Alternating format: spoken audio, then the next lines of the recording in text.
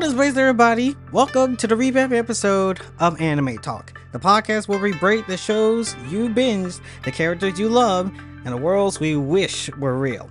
I'm your host Blaze Rod, and today we're starting right at the beginning by answering the question, what even is anime?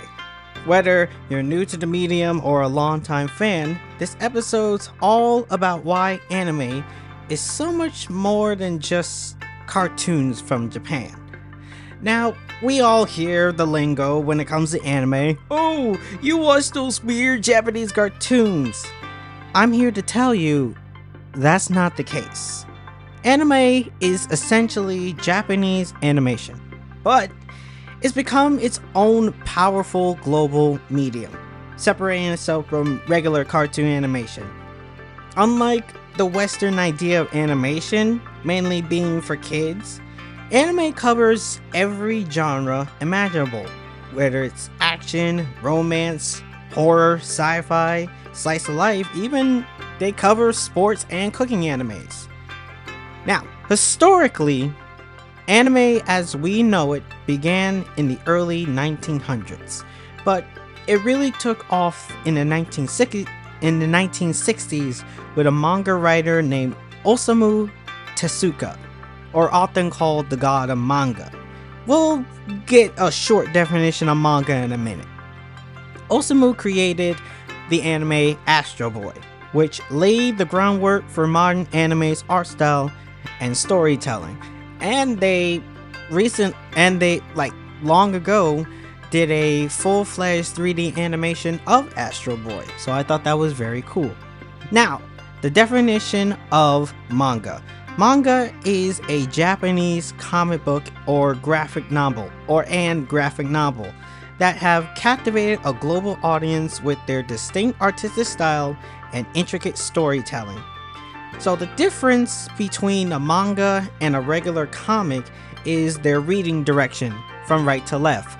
Normally, when you read a regular comic book, you would read from left to right, but for manga, you read from right to left, which is the traditional Japanese writing direction for all manga. Now, next is the age-old debate, right? Aren't anime just cartoons?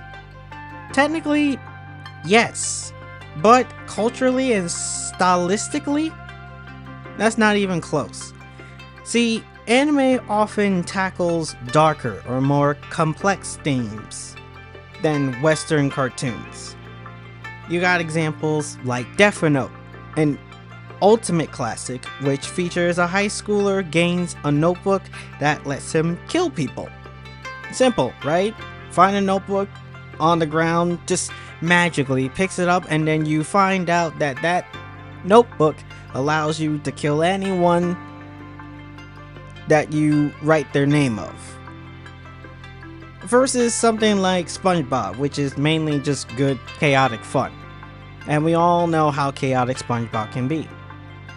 Now, this doesn't really mean all the way that cartoons don't deal with serious themes. I can name a few cartoons that are the best examples that deal with serious issues. The first example I can give you is the Australian anime series named Bluey. Bluey has skyrocketed in popularity, not just, for little kids, but even for all ages, even adults. And Bluey has some episodes that tackle disability awareness, death, premature birth, and so much more. There's literally a character in the show that is deemed autistic, and there's even a character that is deemed deaf. So even though it looks like colorful animation and it looks like it's for a kid show, they are not afraid to show some deep themes in their shows. Another one that I can think of at the top of my head is Steven Universe Future, which is the continuation of the popular Cartoon Network show Steven Universe, which later on did a movie called Steven Universe Future. And Steven Universe, of course, by itself, tackles serious themes such as relationship issues, anxiety, trauma, depression, and more. And those themes are mostly shown in Steven Universe Future, where Steven kind of tackles with his relationship with Connie, deals with a bunch of trauma. There's literally an episode where Steven Universe goes to Connie's mother, who is a doctor, and she has stated that he might have been going through trauma, and he literally lists a whole bunch of like very scary and terrifying stuff that has happened in his life, which is due to build his trauma over the years. And keep in mind, in Steven Universe, Steven was literally just a kid. In Steven Universe Future, he is more in his teen age, but he has dealt with a whole bunch of trauma as a kid, and even anxiety, with a character named Lapis, one of the crystal gems. So this just means anime tackles serious issues a little differently. Some cartoons tackle serious issues that are relatable to us in a way, while anime deals it kind of a little bit more serious, a little bit more deeper than it should, rather than it should in a cartoon. Now let's move on to some genres and types of anime. There are many genres of anime, so let's run down each one. Obviously, the most popular genre of anime is shonen anime. These are the types of anime that are for younger male audiences. Even though I believe that shonen anime is for everybody, it's not just for male audiences. And some examples of these shonen anime are Naruto, Dragon Ball Z, My Hero Academia, and much more. Then you got shoujo anime, the more emotional and more romantic storytelling anime. And great examples are Fruits Basket, Sailor Moon, and I believe Your Lie in April, which I actually have to finish, because I kind of took a hiatus from that anime, so I'm gonna have to finish that. Then we got Seinen anime. I might butcher that name, but these are the anime that deals with mature themes that are very violent or in the psychological depth. And this is a genre I do not 100% recommend for beginner anime watchers. If you are literally a full-fledged beginner of anime and not knowing where to start, these types of anime this genre of anime I would not start with first. And obviously some good examples are Berserk and Tokyo Ghoul. Definitely wouldn't start with this anime. Once you get your bearings into some anime, then you can sprout your curiosity sprout your curiosity in those types of anime, but I will warn you, viewer discretion is advised.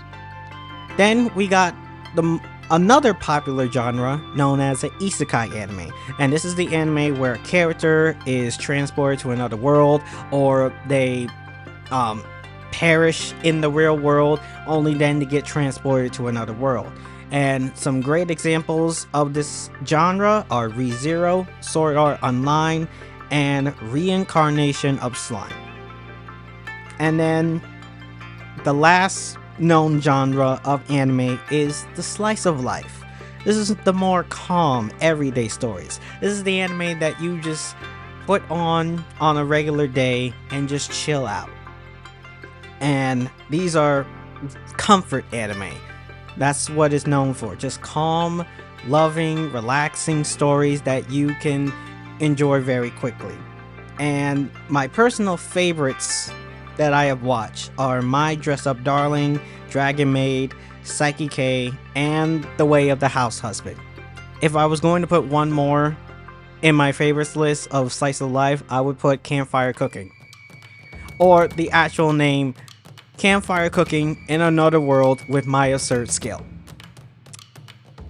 Yeah, when you look up on streaming services on certain types of anime, there are a lot of anime with very, very long titles. But some of those titles are very good, and that's definitely one of them. That is a highly recommended, just slice of life, chill, isekai anime that I can recommend everybody. So, as you can see, there's an anime for everyone. Now let's dive into some global expansion, how anime doesn't just stay in the realm of Japan. So anime isn't just limited to the region of Japan anymore. Thanks to the power of streaming services and the rise of the anime fandom, anime has blown up worldwide. Now, the best streaming services to watch anime right now is Crunchyroll and Netflix. Both are super affordable, with Crunchyroll's fan subscription being $8 a month. And honestly, with Netflix, it's the same price for... There's two standard subscriptions with Netflix. You got the standard with ads, and then you got the regular standard. And the standard with ads is the same $8 a month, but the regular standard subscription is $18 a month. So literally $10 more than a standard subscription with ads. If you can deal with ads, that's kudos to you.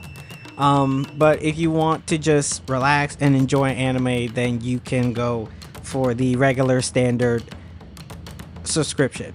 When I first started watching anime, I started on Crunchyroll, and I started with a free account, and I was able to watch all the anime. But you know, I had to sit through maybe like 2-3 ads every time it stops like halfway into the episode. But of course, now me as a working person and able to make my own finances, I'm able to buy the fan subscription of Crunchyroll, which is $8 a month. Definitely not bad if you want to just hop in and start watching anime.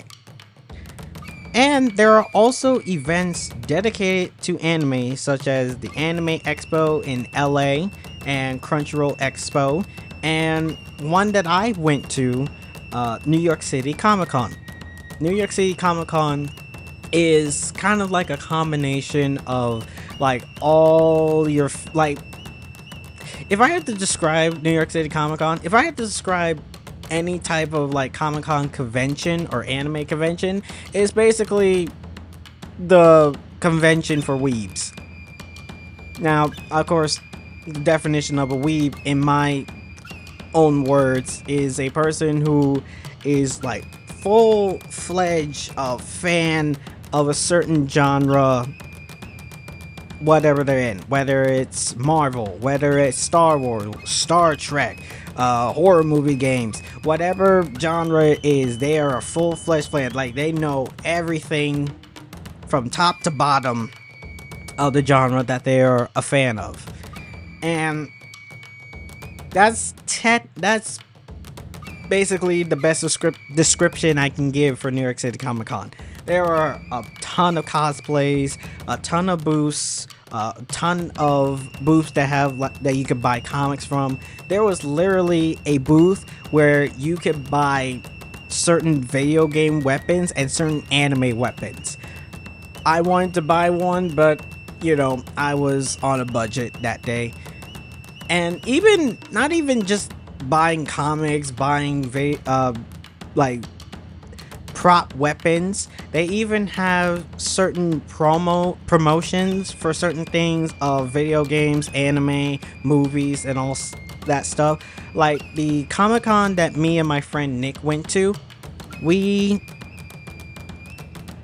at the thing. So when we went to New York City Comic Con, the first thing I saw was a big blow up balloon of Luffy going into Gear Second, and they was advertising for the One Piece Red movie, and on the other side they was advertising the One Piece Odyssey video game, where you can actually have hands-on experience, like a hands-on demo experience with the game before it comes out.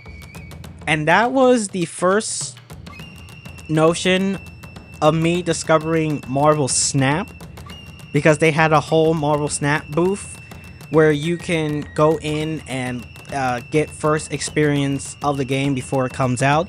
I kind of just wanted to wait for Marvel Snap to come out globally on mobile,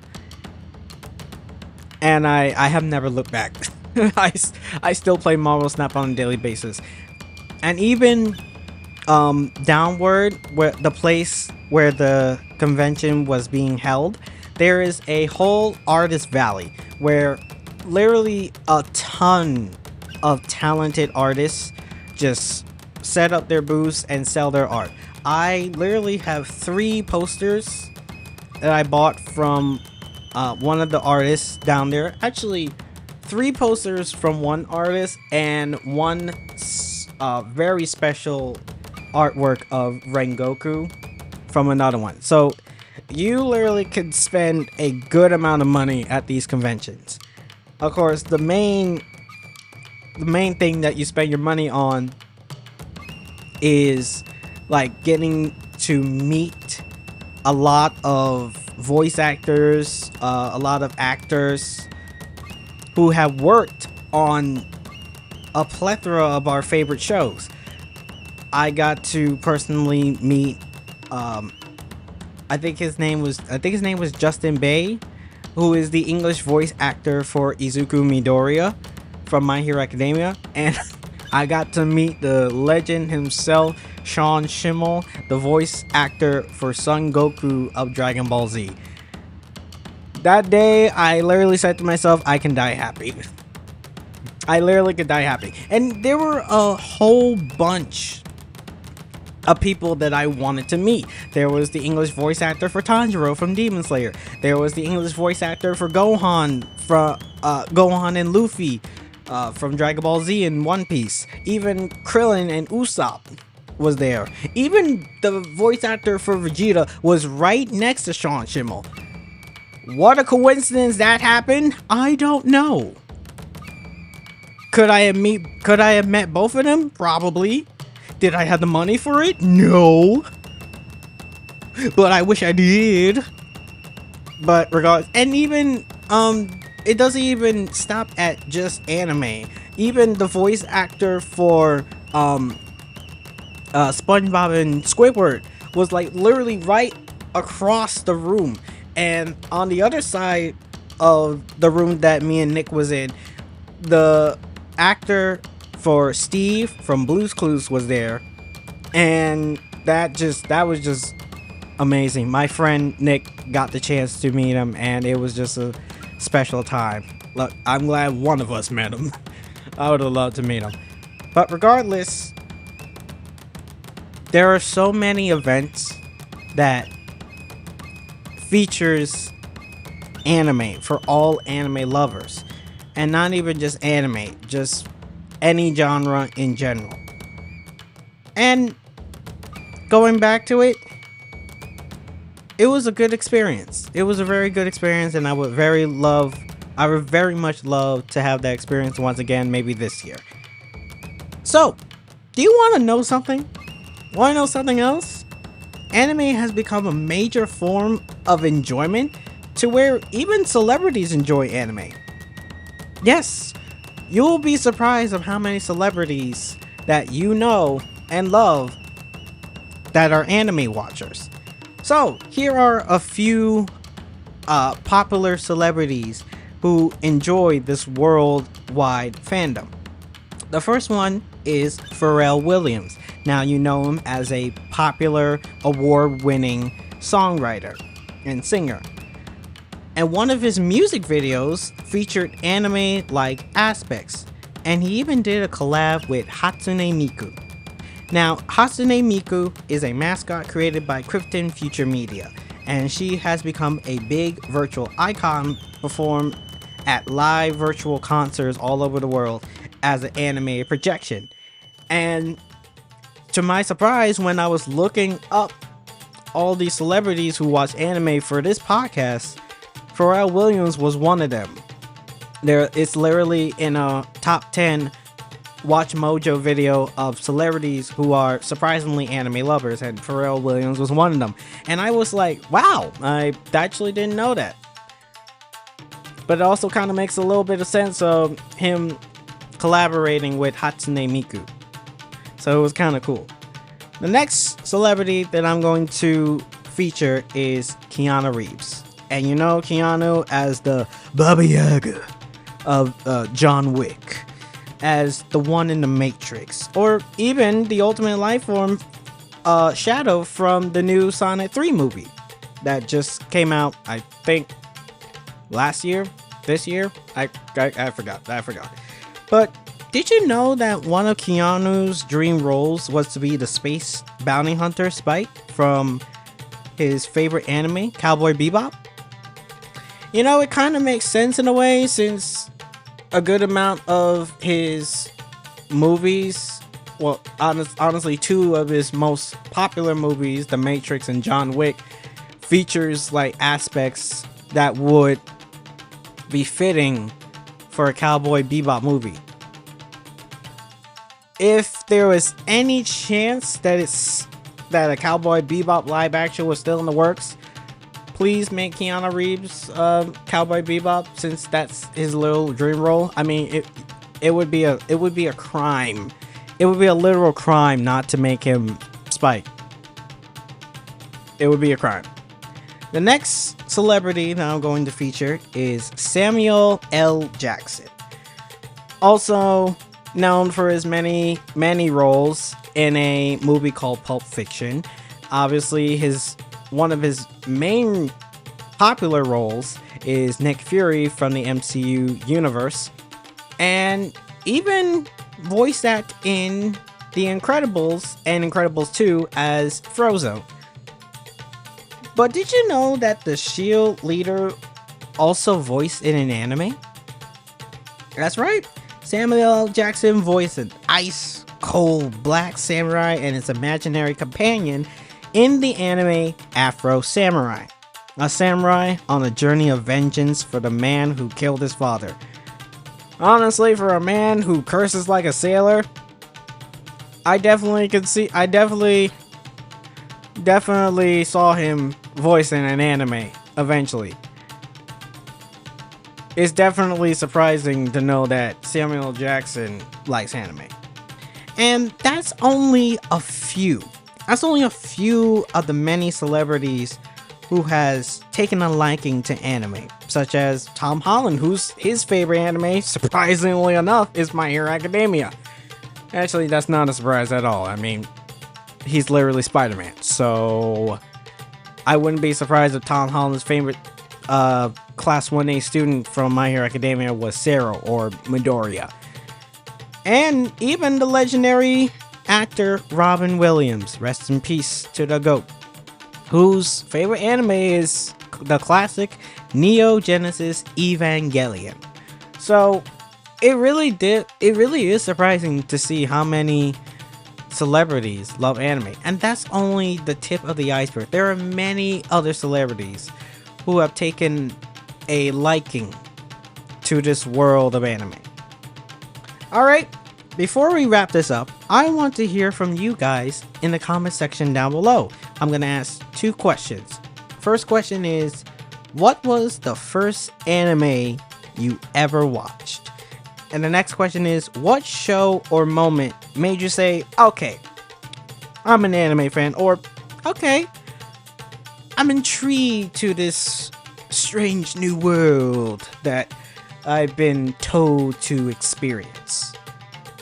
So leave your thoughts in the comment section down below, and you can join the channel's Discord also to also comment your answer.